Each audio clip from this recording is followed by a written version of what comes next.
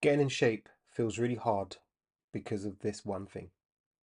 Morning. Um, it's Monday. I thought I'd jump in and do a quick live before I go and do my client check-ins. So Monday morning, I always look at how my clients are doing and give them individualized feedback on what's going right, where we need to change and tweak. So I want to do this live very briefly this morning just to talk about why it always feels so hard to sort your health out. Okay. Why does it feel so hard to lose that 20 pounds? Why does it feel so hard to get a new exercise regime? Why it feels so hard to do anything in your life? You see, one of the things I've noticed, and this is why I have a process for checking client results, right? And if you're watching live, say hi. One of the big things I see is that emotion takes over. Okay. Emotion takes over. And this is why we things feel really hard because most people, we aren't that great. We've never been taught how to deal with our emotions, right? And it was really interesting. I remember when I used to do martial arts a lot. I used to do Northern Shaolin Kung Fu, and I remember speaking to my teacher saying, "Oh," he said to me, "Greg, you're gonna have to do your grading. Okay, so every few months or 6 months or so, you'd have to do a grading to show what you'd learn." And I said to him, "Teacher, I don't think we used to call him Sifu, as we do in martial arts. Sifu, it's going to be really hard. I don't think I can do my grading yet." Okay, I had to perform a praying mantis fist technique and a few other bits and pieces, right? To spar and all sorts. And he said to me, "No, you're ready. You need to go and do your grading. It's time now. It's time." Okay, and I was like, "Oh, I can't do it. I can't do it." I was thinking about all the things I had to learn: the self defense, the takedowns, the forms, all of that stuff. And he said to me, "Here's a question to ask you." I said, "Yeah." He said, "How many times have you practiced the forms that you have to have ready for this grading?" And I went back and I looked and said, "Actually, I've probably done it about 100 times, if not more." He said, "Well, then you'll be fine." What was happening for me was the difficulty was my perceived perception about how hard it was going to be versus actually what the real data was. And this is why sometimes we have to just focus on not the outcome, but focus on what you have to do. Because if you focus on what you have to do, then the outcome is way easier. And this is why it feels so tough because we're focusing so far down the road, like, you know, a year's time, what we want our dream health to look like, rather than just focusing on what do we need to do tomorrow? What do we need to do this week? And normally, and I guarantee you'll see this in your lives, ladies, is it's normally something that's not as big as you think. It's normally something that's actually quite small.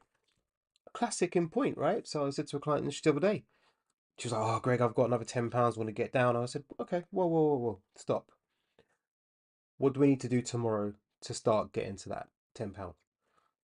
Okay, well, we just need to eat some more vegetables that day, and I just need to drink some water and get some steps in through the day. Went, right.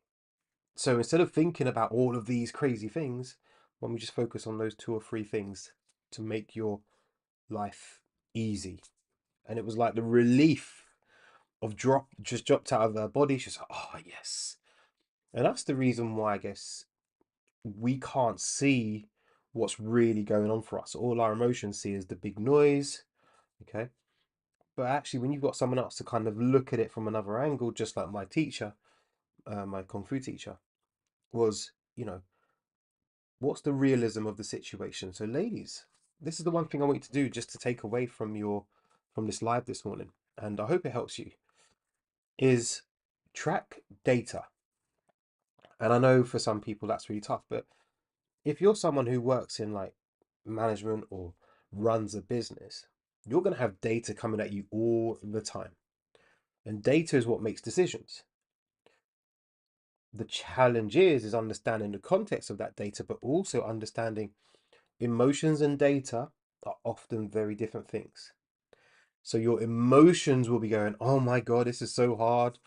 And that's because of the monkey mind, right? So your animal brain is now in overdrive. So if you want to try and do something really that you perceive as hard, your animal brain is going to go, oh, hang on a minute, this is going to make changes for you. This is going to be hard because remember when you did it so long ago, you failed, right? Your animal brain's trying to keep you where you are, homeostasis and all that good stuff. So what you have to do is be able to say, look at the data, look at the things you have to do, which are normally just 1 to 3 things. Like, ladies, I can't express it enough that doing 1 to 3 things consistently well beats doing 10 super hard things once or twice. Okay, because that's why you look at data rather than emotions. Okay, and then we can use the emotions, and then what happens is and this often happens with clients, oh Greg, I feel like this, I feel like that, and I'm like, okay, great, got it. What does the data say? And when they look through the data, it's like, oh, actually, no, I haven't gained any weight. No, I didn't go on holiday and destroy my progress. No, I haven't gained weight in 1 week. Who's done that before? Who's done that whole, dramatization because of an initial emotive response? Now, I'm not saying ladies don't listen to emotions, because I get it, right? As humans, we are very emotive people. Okay, I'm not going to say men are more emotive or less, because that's not true. We know it is. However, the one thing I really want you to do is have the data available.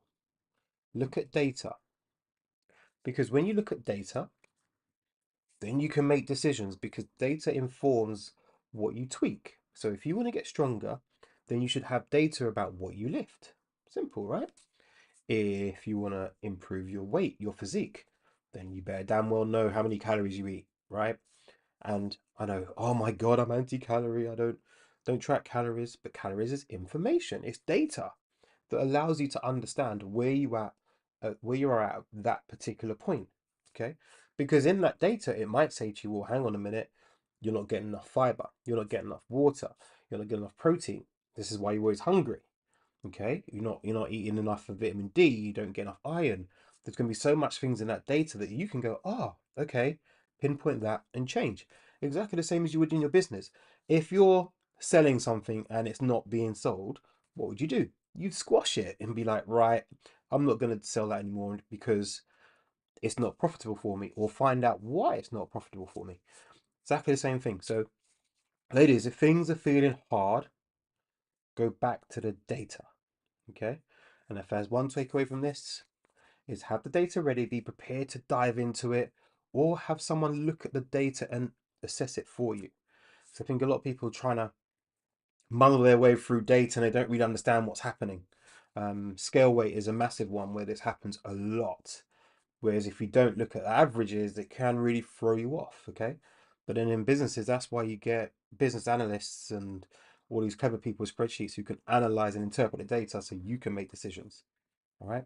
So if there's one thing takeaway, have the data. Stay strong and share this with anyone who might find it really helpful. Talk to you soon.